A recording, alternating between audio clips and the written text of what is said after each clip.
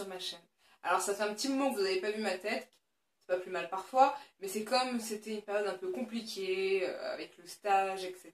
C'était un peu compliqué de gérer tout ça toute seule, donc c'était plus facile pour moi de filmer exclusivement mes mains, et de ne pas parler, de mettre juste des petits sous-titres pour vous dire quoi faire. Et comme c'était pas des recettes très difficiles non plus, les sous-titres suffisent largement, et j'espère que ça a quand même été, j'ai pas eu trop de retours négatifs, donc ça devrait aller. Je mets pas trop de recettes aussi en ce moment, donc je m'en excuse aussi. Là, c'est les vacances, j'ai de la famille qui est là, etc. C'est normal, toute personne en vacances a envie de profiter. Donc aujourd'hui, je reviens avec une recette et avec ma tête. Une recette de gâteau, un beau gâteau comme on les aime, un beau gros gâteau. C'est vraiment ce que j'adore dans la pâtisserie et la cuisine. Bon, surtout dans la pâtisserie, c'est vraiment le gros gâteau qu'on puisse déguster. Je suis très fan de salon de thé, vous pouvez sûrement voir sur ma page Facebook Amour de cuisine. Que je vais très souvent au salon de thé, surtout un que j'adore tout particulièrement, que vous devez voir revenir très souvent et sur lequel je ferai sans doute une petite vidéo que vous pourrez voir prochainement. Et j'adore vraiment les gros gâteaux, les gâteaux à étage. Alors aujourd'hui je reviens avec un gâteau d'occasion spéciale, c'est un gâteau d'anniversaire. Rappelez-vous, j'avais fait un gâteau de baptême et d'anniversaire, à l'occasion surtout du baptême de ma filleule Eden, mon cher petit bébé, qui était très compliqué. Gâteau à 3 étages comme un wedding cake, c'était le plus gros travail que j'ai eu à faire, mais je le referai si c'était à faire car c'est ma filleule et je tiens vraiment à ce qu'elle ait tout ce qu'il y a de mieux. Aujourd'hui, il y a à peu près une semaine, elle a eu tout juste 1 an, et oui, ça fait déjà 1 an qu'elle est dans nos vies, et j'en suis très très très heureuse car je l'aime vraiment très fort et c'est un bonheur de la voir à chaque fois. Donc, grosso modo, le gâteau sera un gâteau à étage, un layer cake, parce que c'est toujours plus joli, sur une base de sponge cake au cacao, qui est très très bien pour le cake design, avec une ganache au chocolat noir, une ganache au chocolat blanc, et entre les deux, un peu de fruits, une confiture, cassis, groseille. L'ensemble devrait très très très bien se marier, étant donné qu'il y a beaucoup de petits, le gâteau au chocolat est ce qui est idéal. Le tout sera surmonté par un décor en pâte à sucre, imaginé pour l'occasion pour mon bébé, que vous verrez à la fin de la vidéo. Et donc c'est parti pour la recette de ce gâteau d'anniversaire.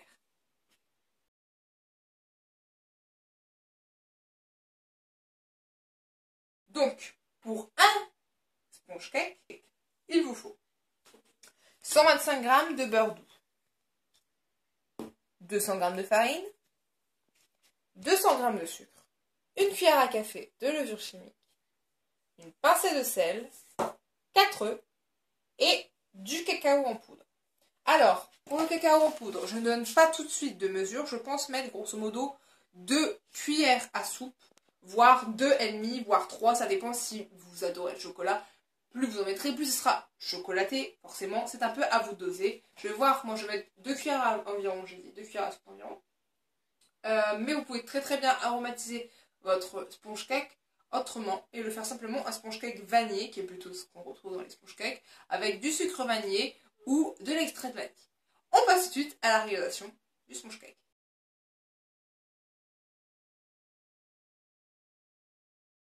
Tout d'abord, comme dans chaque recette, il faut commencer par préchauffer votre four. Ici, préchauffez votre four à 180 degrés Celsius.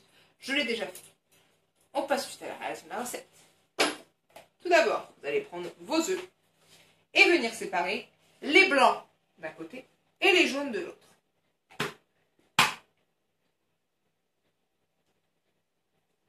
Prenez le plus grand de vos plats, le plat qui recevra toute la préparation pour les jaunes.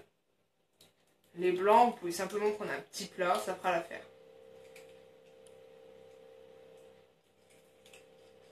Toujours une épreuve de faire ça là. Évitez de casser votre coquille comme je viens de faire parce qu'après vous galérez à mettre votre jaune. Une fois que vous avez séparé vos blancs de vos jaunes, vous allez rajouter, bon, vous laissez les blancs de côté, et vous allez prendre vos jaunes et venir rajouter votre sucre, le 200 g, et venir fouetter jusqu'à temps que le mélange blanchisse. Vous pouvez le faire aussi au batteur électrique. Une fois que votre mélange a blanchi, comme ceci, et qu'il est bien crémeux, car c'est ce qu'il faut, vous allez pouvoir faire fondre vos 125 g de beurre au micro-ondes par exemple, comme ceci. Venir les ajouter au mélange.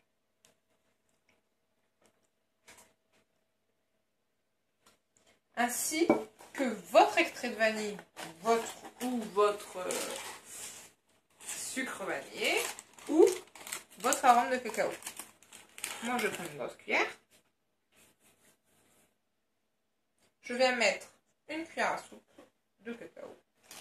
Et je vais en remettre une demi, je pense. Une bonne demi. Et je vais voir ce que ça donne. Et là, je vais fouetter encore pendant 30 secondes. Allez-y doucement avec le beurre fondu si vous ne voulez pas en avoir partout. Et donc, comme je vous ai dit, le cacao, c'est à vous de doser. Là, ça me semble pas mal déjà. Une fois que vous avez bien mélangé, que vous tenez une texture bien crémeuse, etc., vous allez pouvoir venir ajouter la farine, ainsi que la cuillère à café de levure chimique.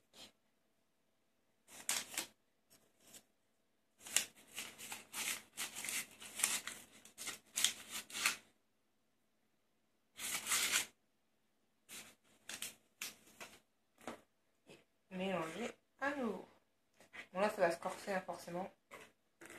Voilà, c'est plus dur à mélanger. Vous voyez qu'il y a de la farine. Donc, doucement au départ pour pas en foutre partout. Un peu plus fort par la suite. Une fois que vous avez mélangé votre mélange de gâteau, vous allez pouvoir reprendre vos blancs en neige, vos blancs, et les battre en neige avec donc une pincée de sel. Hop. Au batteur électrique.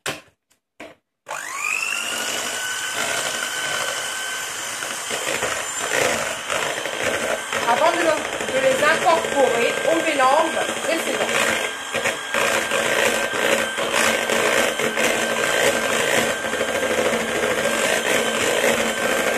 Une fois que vous avez obtenu des beaux blancs en neige bien fermes, le test c'est toujours de retourner le pot bien évidemment, et si ça ne tombe pas, ils sont bien. Vous allez pouvoir venir les incorporer à votre mélange de base, délicatement bien entendu. Et ça va apporter une texture lisse à votre pâte. Et un peu plus facile à manier.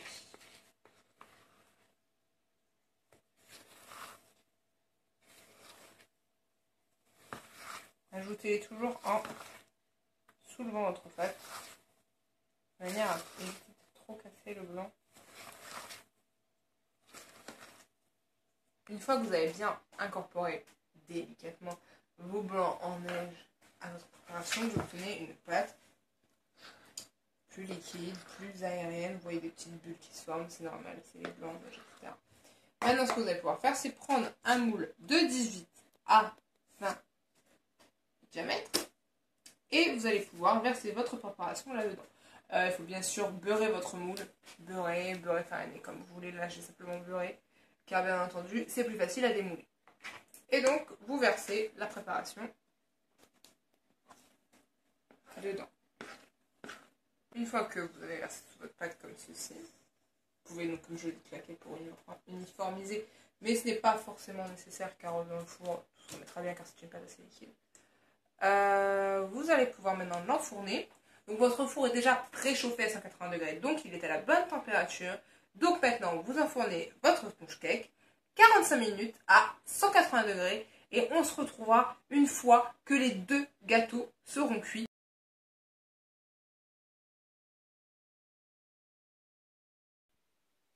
Donc comme vous pouvez le voir ici, je suis en train de faire la ganache au chocolat noir qui servira donc à être une des couches qui sera entre le gâteau, qui servira aussi pour coller la pâte à sucre du dessus. Alors, vous ne voyez pas la préparation, car je vais faire exactement à peu près, enfin, je vais enlever un peu de crème liquide, mais ce sera à peu près la même chose avec le chocolat blanc, parce que je vous ai dit ganache chocolat noir, mais il y aura aussi une ganache au chocolat blanc et une confiture. Donc là, ce que j'ai fait tout simplement, J'ai pris 150 g de chocolat noir que j'ai réduit en petits morceaux pour être plus facile à fondre. J'ai pris 15 centilitres de crème liquide entière à 30% de matière grasse pour que ça solidifie. J'ai simplement fait bouillir cette crème. Et une fois qu'elle était à ébullition, je l'ai simplement versée sur les morceaux de chocolat noir. Ça a tout de suite fait fondre le chocolat. Et en touillant comme ceci, j'enlève petit à petit les gros mots et j'aide à rendre la ganache lisse. Et donc c'est tout simple. Voilà, c'est comme ça qu'on fait la ganache. Je vais faire la même chose avec la blanche, mais cette fois vous pourrez le voir en filmé. Et ensuite, une fois que c'est lisse, je vais juste la laisser au réfrigérateur pour qu'elle durcisse et puisse être étalée sur le gâteau. Alors, on va passer à la ganache au chocolat blanc.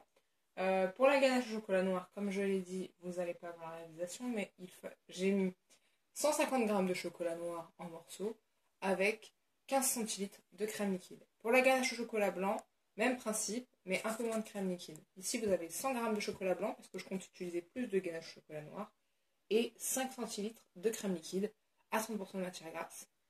On passe suite à la réalisation de la ganache. Tout d'abord, vous allez venir porter à ébullition, comme je l'ai dit pour la ganache au chocolat noir, la crème liquide, donc dans une casserole, vous attendez qu'il y ait des petites bulles, donc ébullition. Et une fois que c'est fait, on va venir verser sur le chocolat blanc qui est en morceaux. Alors là, ma crème est portée à ébullition. Donc je la verse sur le chocolat blanc. Et je vais venir remuer pour aider à la dissolution. Donc là, je mélange la ganache. Vous voyez, le chocolat fond quand même assez rapidement. Mais en mélangeant, on fait fondre plus rapidement. Et tout comme la ganache au chocolat noir, une fois que tout est fondu, que la ganache est lisse, c'est-à-dire sans grumeaux, sans morceau de chocolat, je vais venir la laisser au réfrigérateur. Il n'y a pas vraiment de temps. Au moins 1 heure, je pense, parce que je vais faire d'autres choses. Et je la ressortirai simplement au montage du gâteau.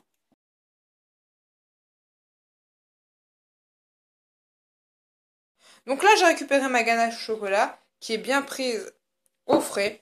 J'ai pris le premier gâteau que j'ai posé dans son socle, et je vais venir tartiner, donc, de ganache au chocolat, et faire ainsi de suite avec les autres. Alors là, vous pouvez voir un des gâteaux qui est coupé en deux. Comme je veux mettre 3 couches, c'est-à-dire que je veux du chocolat blanc et une couche de confiture, j'ai dû couper un de mes 3 gâteaux en deux parce que sinon, il n'y avait pas cette place. Donc voilà, là, et donc vous pouvez voir une mie assez aérée, un peu humide, comme une éponge, donc dont le sponge cake, assez aérienne et pas sèche du tout. Donc on va passer tout de suite au nappage avec la ganache au chocolat. Et donc j'ai pris un couteau pour napper comme si c'était du Nutella par exemple, de la pâte à tartiner, etc. Et donc je vais venir napper une couche pas trop grosse car après ça peut vite être écœurant. Mais après c'est selon vos goûts. Donc voilà, j'ai mis quand même une belle couche parce que bon, il faut quand même que ça ait du goût. Et donc je vais venir poser la première partie du second. Voilà.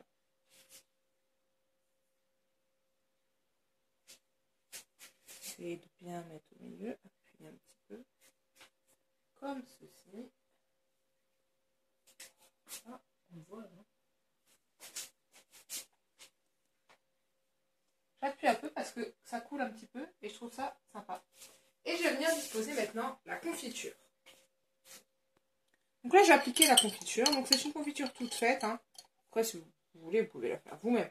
Mais là j'ai pas trop le temps et j'ai pas non plus les fruits. Donc c'est une groseille cassis parce que je pense que les fruits rouges c'est ce qui se marie quand même le mieux avec le chocolat. Bien que tout ce qui est abricot, etc. peut être très très bon aussi. Je mets l'autre moitié du gâteau.